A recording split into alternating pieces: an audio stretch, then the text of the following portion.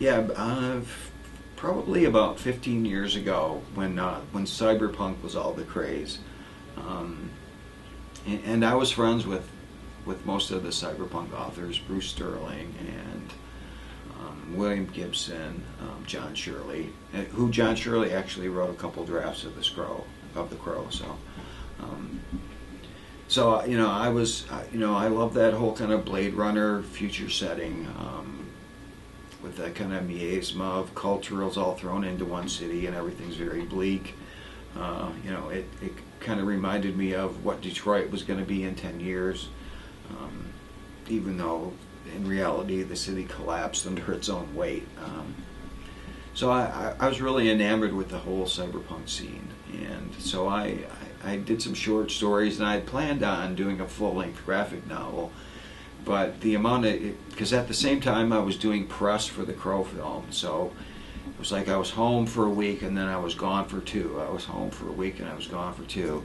And at the end of 6 months I would get home and start to work on this cyberpunk book again.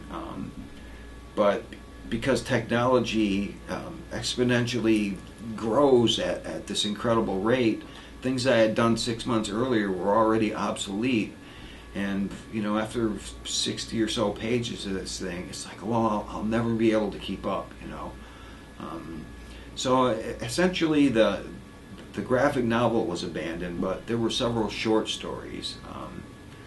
That had it's the same characters that were in the graphic novel, but they were like little closed segments that had beginnings and endings, and those were published in various comics. Back in the mid-90s, and I get a lot of fan films of The Crow, and I encourage people to do it. It's as long as it's not for monetary gain, and even if it was, I really wouldn't care about that. As long as it's well done. I mean, they're fan films.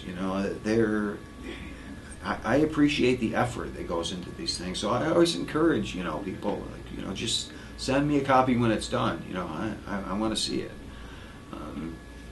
And probably about 5 years ago, I got an email from this guy in Australia, Judd Tilliard, who had read one of these short cyberpunk stories in a comic and wanted to make it into a film. And initially, I thought, well, he's talking about a fan film, because it wasn't. I think it was like a 6-page story. I couldn't fathom how he would expand that into a whole film. So basically, I encouraged him. I said, knock yourself out. Do your best, and let's see what it looks like at the end.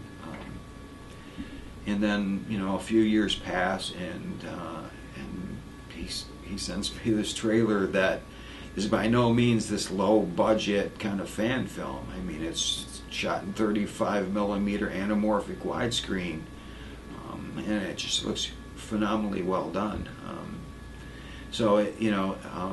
He has the idea to develop it into a full film. Hopefully, I'll be working with him pretty closely on it. I'm doing some concept drawings and sketches and things like that. And I'm going to meet him in Detroit in a couple months to see if it's viable to actually shoot there, because the story is set in Detroit in the future.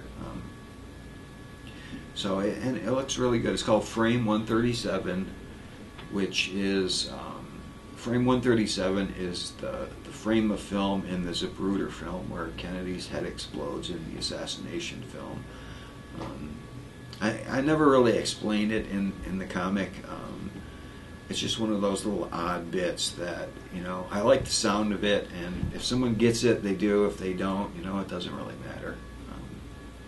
So I'm looking forward to that. He's a really talented guy, and the trailer's up on the internet if anyone wants to check it out.